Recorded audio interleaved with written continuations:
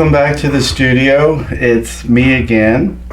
We're going to work today on another one of the Radiant Garden blocks. I am judiciously steeping my tea for a pleasurable experience here this afternoon.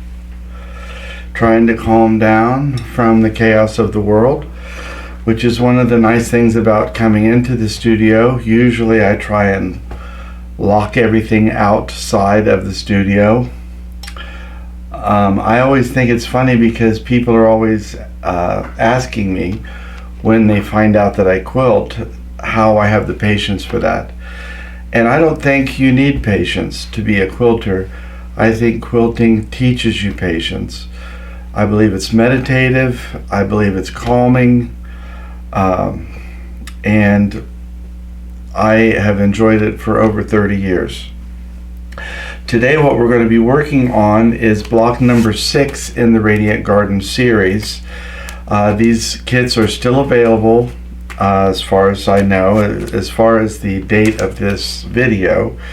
If you are a quilt shop or you are a client at a quilt shop and would like your quilt shop to do this kit is available wholesale through Urbanelementz or Quilting Creations. And Quilting Creations being our manufacturer, they also handle shipping. This block, number 6, is again a rectangular block. We tackled the first of the rectangular blocks last month. It was the first one in the series. There are only 2. In my mind, I was thinking that this would be block 10, so it would go 4 small blocks and then the large. But we went 4 small, 2 large, and then the rest of the ones will be smaller ones. So I've got my block out. I just gave it a little bit of a press. I'm going to go ahead and pull out my color cover sheet and pop this into my little guard, my little plexiglass stand, and I will reference this many times today while we're working on the pattern. The other thing that the kit includes is a full-size a full-size placement guide to help you see where each of the pieces go.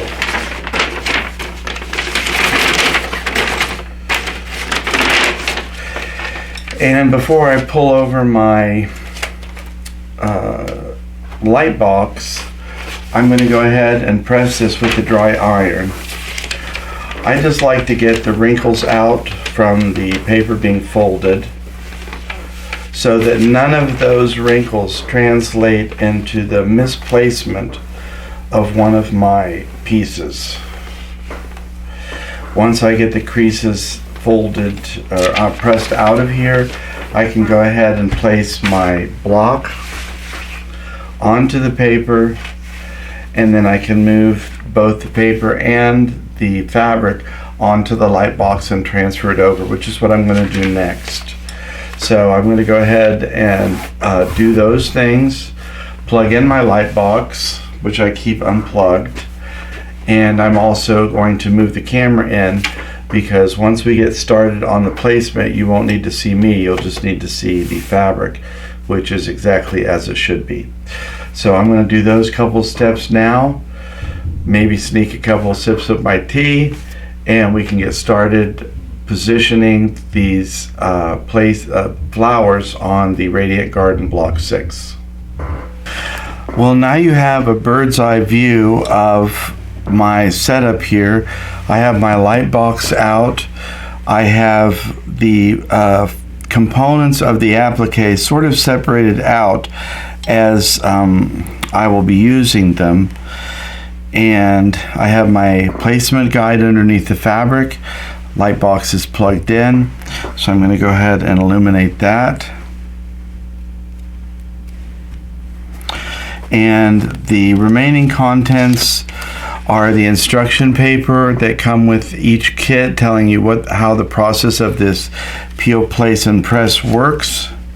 I'm going to go ahead and set that aside. Also my Packed by Vicky, which is very standard. one of my pieces was folded during the shipping process so it would fit in the bag. So I have my iron turned on. I'm just going to give that crease a press so it doesn't translate into the finished applique, and I can just let that cool for a minute while I work on another segment. So I'm going to start up here in the corner, and I'm going to start with the butterfly. So I'll move my flower components out of the way. I have the majority of my butterfly components here, and one of the things you can do if you think you're going to have trouble seeing exactly where some of the compound pieces go, you could put them on first and then put this unit on top of the wing. And I can see that the butterfly is, the wings are using these two pieces and these two orange circles. So I can do those first.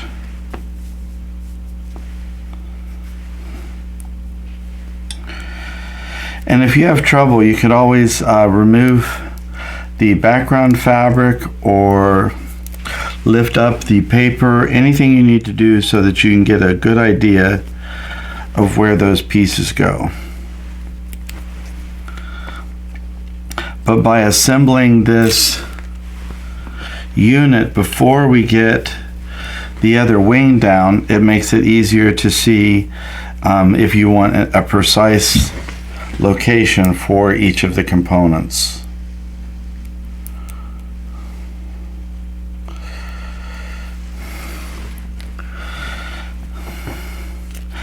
Keep in mind that if these are off a little bit, nobody's ever going to know because they're never going to see the pattern in conjunction with the applique itself.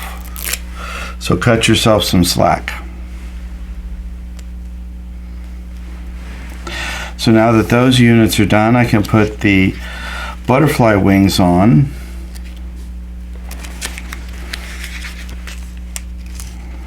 And you can see this paper just peels right off of the back. That's why it makes a very easy peel, place, and press process.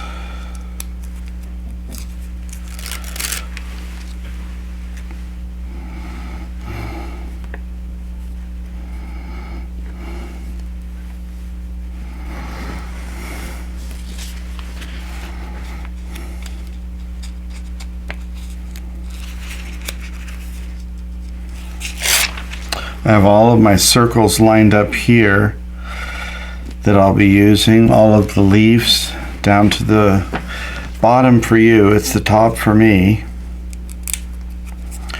And I always find that this paper peels off really easily for me.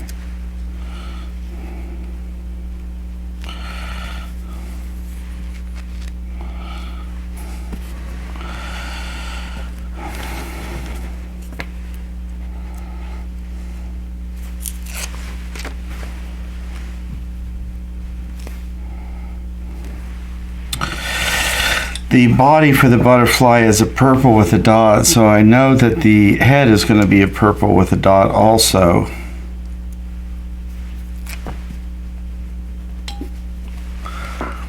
And then we have our two ultra suede antennas.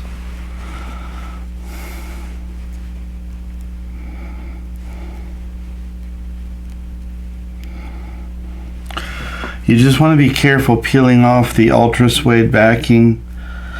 Sometimes the Steam-A-Seam 2 is inclined not to stick as well to that ultra suede, and the pieces are the smallest pieces in any of the kits. So for that reason, you have to be really careful with those. I'm going to press on those with my fingertips just to let some of the heat from my hand see if we can get just a tiny bit of activation on that Steam-A-Seam so those hold in place.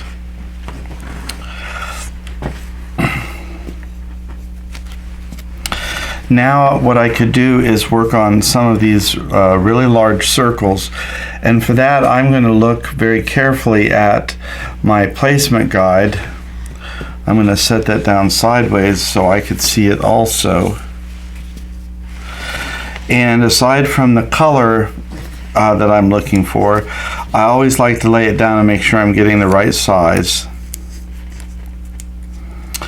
I'm utilizing my instructions as my cleanup pad. That's where I will put all of the backings so that they don't float all over the studio. If these fall upside down on the floor because they're a little bit tacky, it can make them a little trickier just to sweep up because they're sticking to the floor. They're not just sitting there. And let's see, what is that, a dark blue?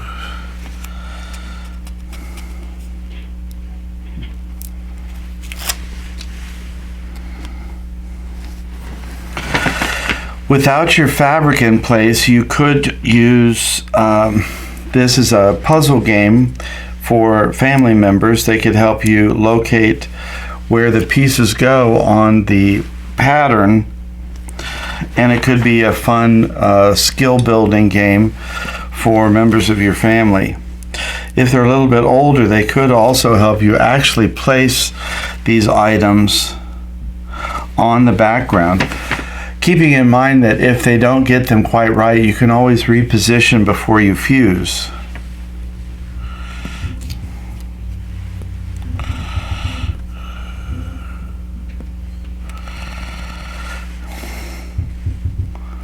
There are a lot of circles, so you do want to take your time to make sure that we are getting these pieces in the proper location and the right size. You can test that one now while I have, before I put the back blue down. By eliminating a lot of these pieces, the easy pieces first, is kind of like getting rid of the edges on the puzzle. You're doing the obvious pieces, and then you could work down to some of the other pieces. Now I know I like to get these two flowers done.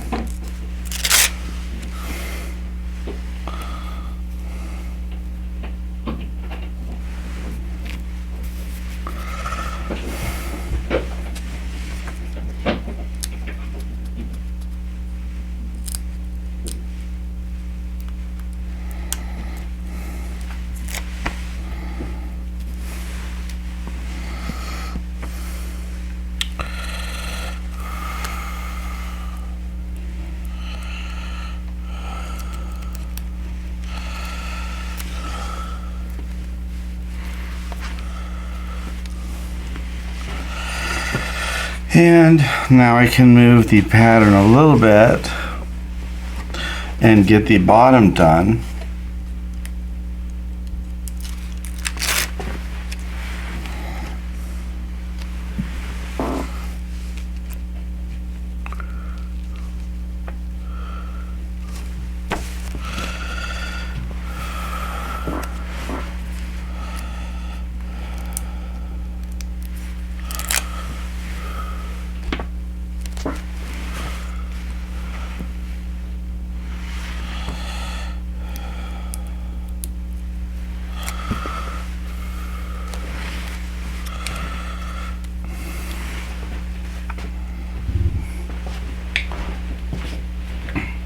I'm actually going to come around to this side just because leaning over that far today is making my back hurt.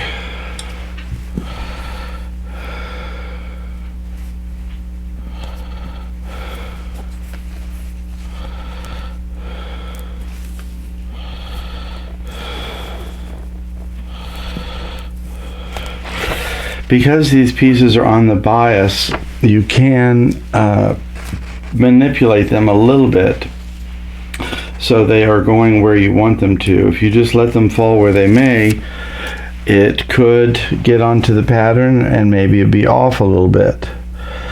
But because it's biased, you really can coax it into position better than it may fall by itself. You just want to make sure that it's flat, because when you iron it, you don't want to iron a crease into your fusible.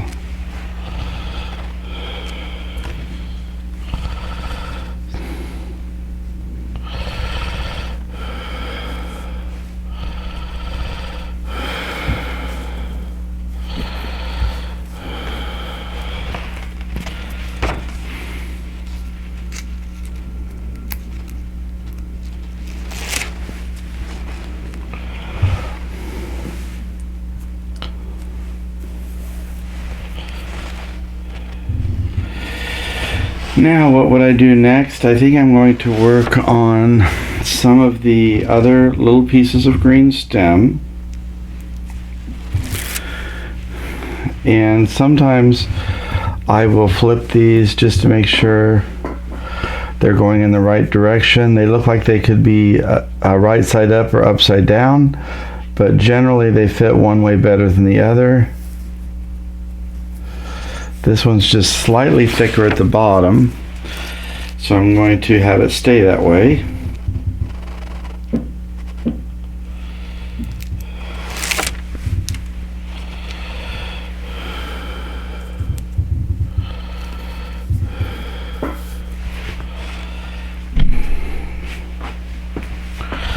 And now I can do some leaves.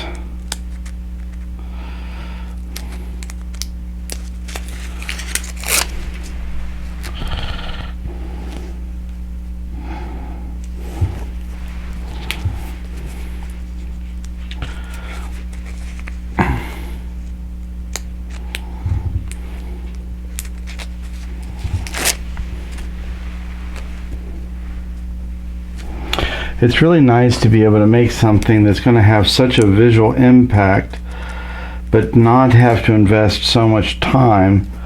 I know many of you are taking care of loved ones, either kids or elders, and you're responsible for that, but you still want to have a creative outlet.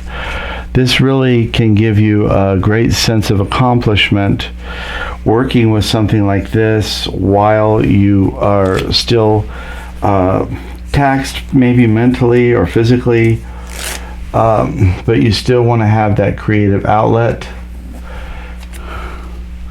that meditative time. This is something that could really benefit you with that, to have a pre-selected kit this way. I always find that these really give you an amazing sense of accomplishment.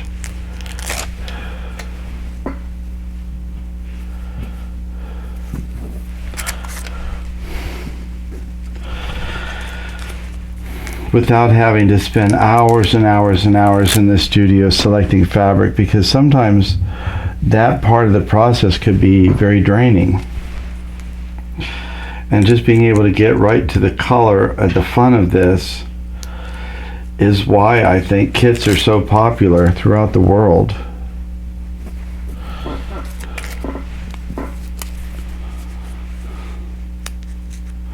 I still am very happy with my background selection, the batik.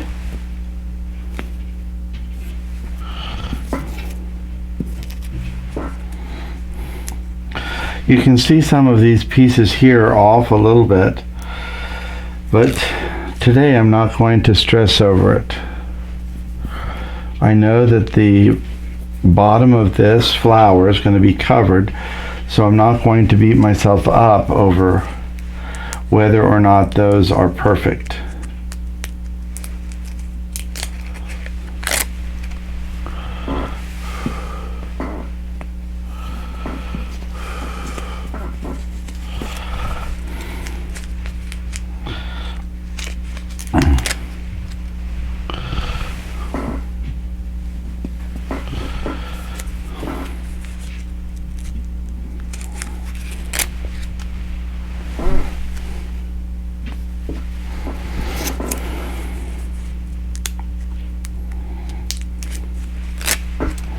So how are you doing today? How are you holding up? I know you're in your studio space, or you're watching on the TV or at the computer or on your phone, and you want a little bit of relaxation. But how are you doing?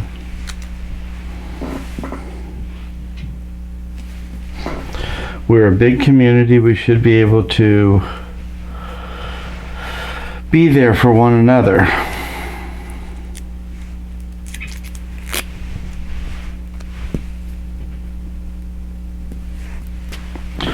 Whatever you're going through, I can almost guarantee you many other people are going through at the same time, just perhaps in a different part of the world.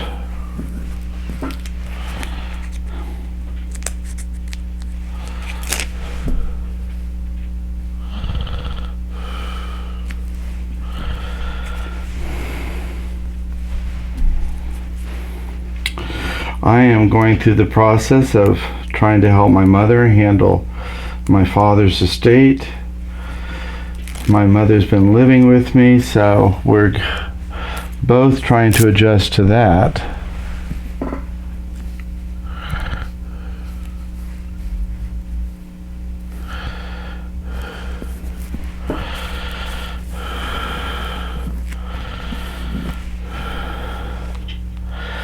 And now we're down to some leaves. Again, I'm going to just look a little bit at the color sheet to see what color leaves we have in what section. We have several different sizes and several different colors. Now, if these are off a little bit, again, no one would ever know. But I'm going to try and keep them as close as possible. I can see from the cover sheet that the darker ones are closer to the bottom, so I will place those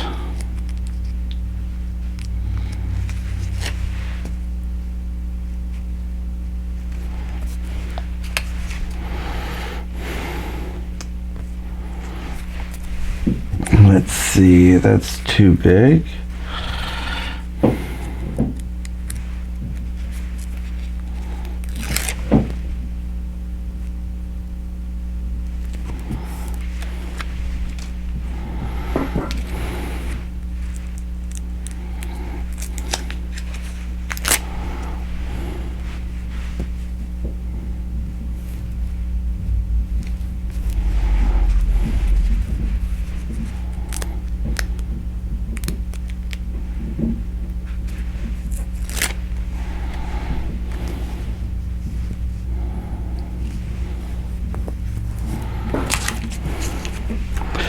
It seems to me that there's a lot more holes than there are leaves on the table, but I'm pretty sure by the time we get down to the last one, we'll have matched it out.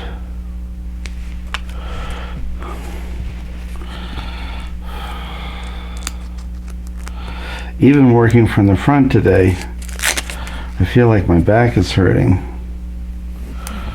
I must have slept in a bad position last night.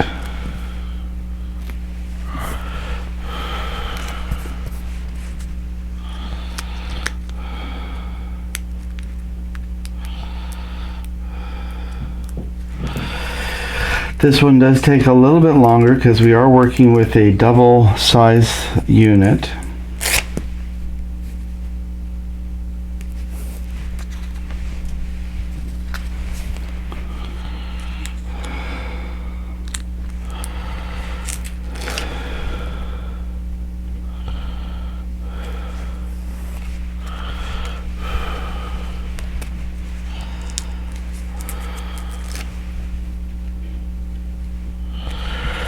And just as I imagined, we get down to the final leaf and we only have one space left.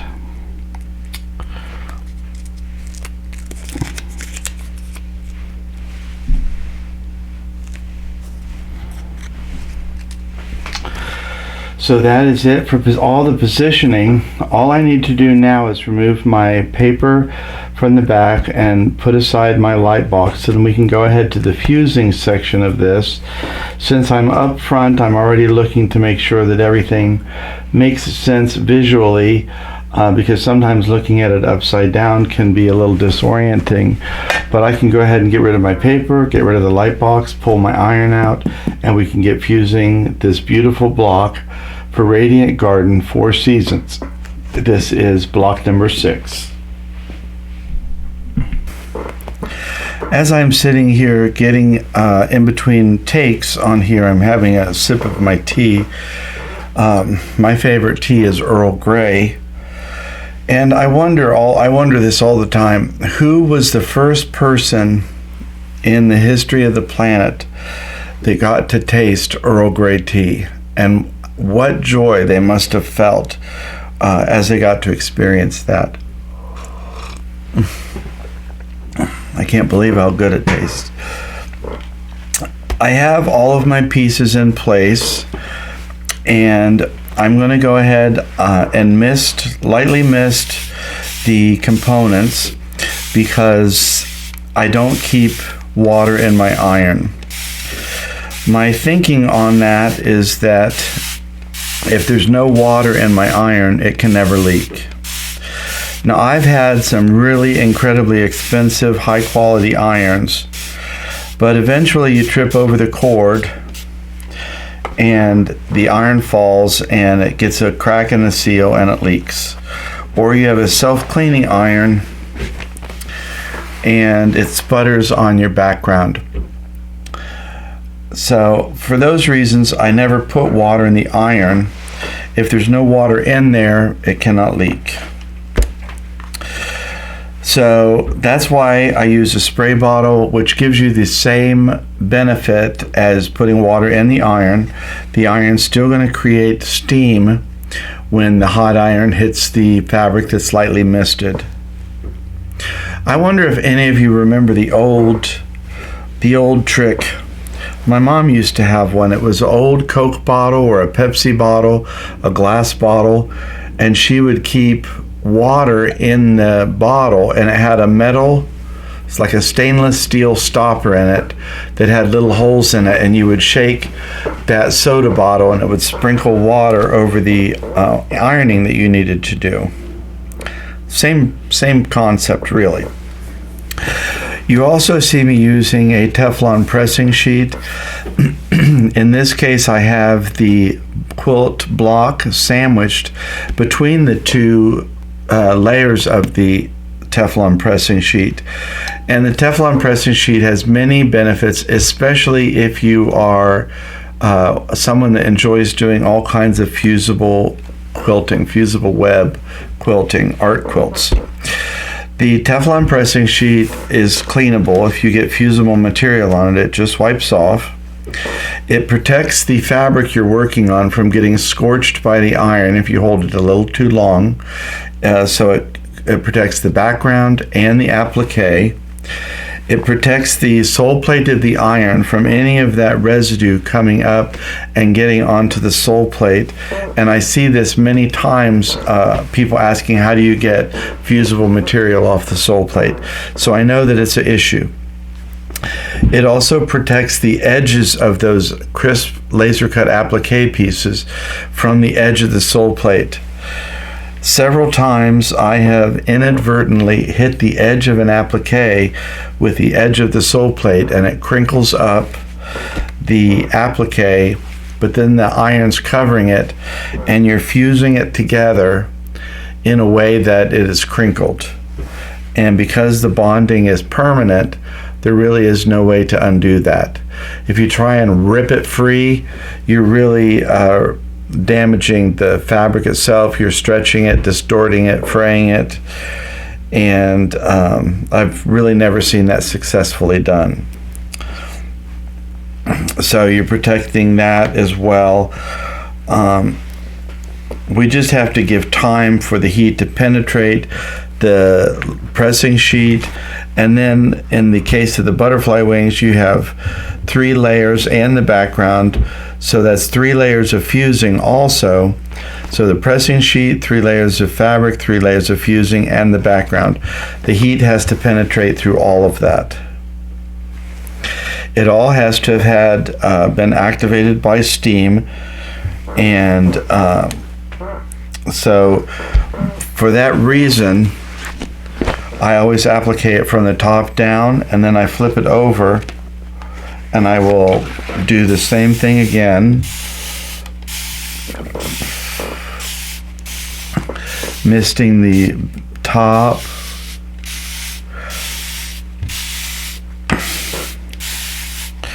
I want to make sure I concentrate on some of those areas that were layers, like the circles, to make sure that the fusible was activated in all 3 layers.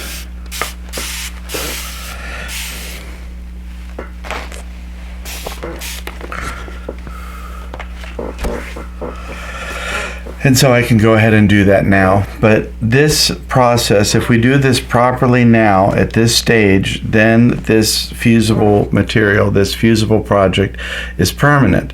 It could easily withstand multiple washings, multiple dryings, and heavy use by a child if they choose to let them play with it.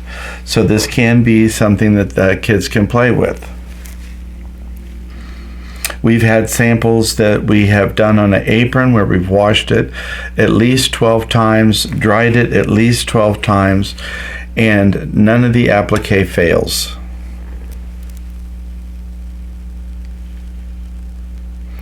When I lift this up, if it's not completely dry, I know I can give it a little bit extra time.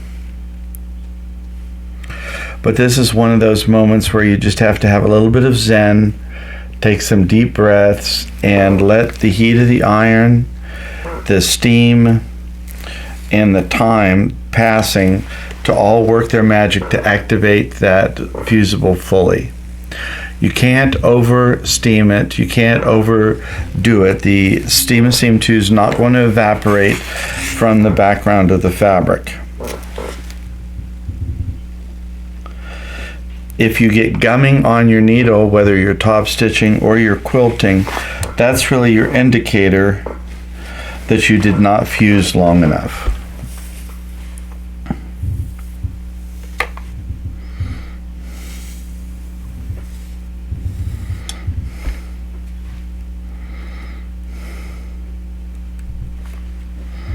Now while this is damp, you really don't want to be stretching it by pushing the iron side to side.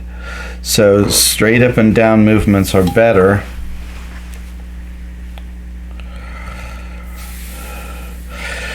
Because while it's damp, you really could distort the fabric.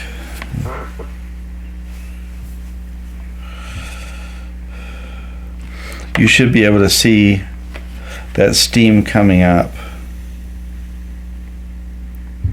That steam really lets me know that we are fully activating the fusible material and that we're getting a really excellent bond.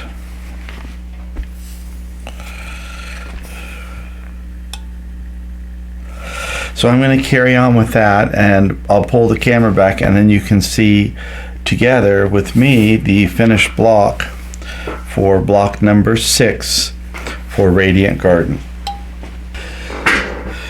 I have my block finished. I'm all done pressing. I'm going to be using a micron pigment pen. This is a 01, and I'm just going to connect the 2 antenna to the head of the butterfly. This is just an option on how you could do that. You could top stitch that with your sewing machine. I don't want to have to remember to do that, so I'm just going to go ahead and ink it in. And this is archival ink. It's safe for fabric. In fact, it's intended for fabric, and I know that it's going to last as long as the quilt does.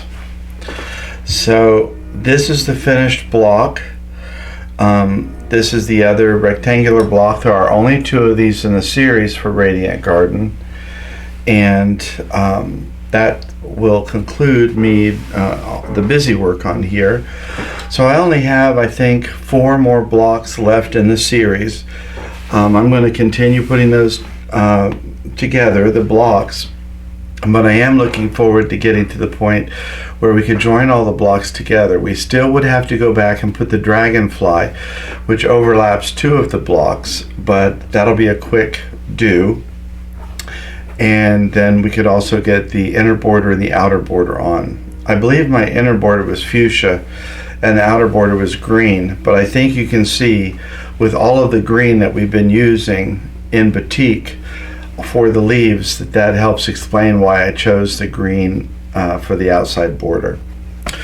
So thanks for stopping by the studio today, being patient with me while my back hurts a little bit. I really just think I slept wrong, but I also appreciate you spending time with me here. It's only you and me in the studio, so it can be quiet in here most days. So I appreciate you stopping by. We look forward to seeing you again next time for block number 7. Until then, take care of yourself and take care of each other.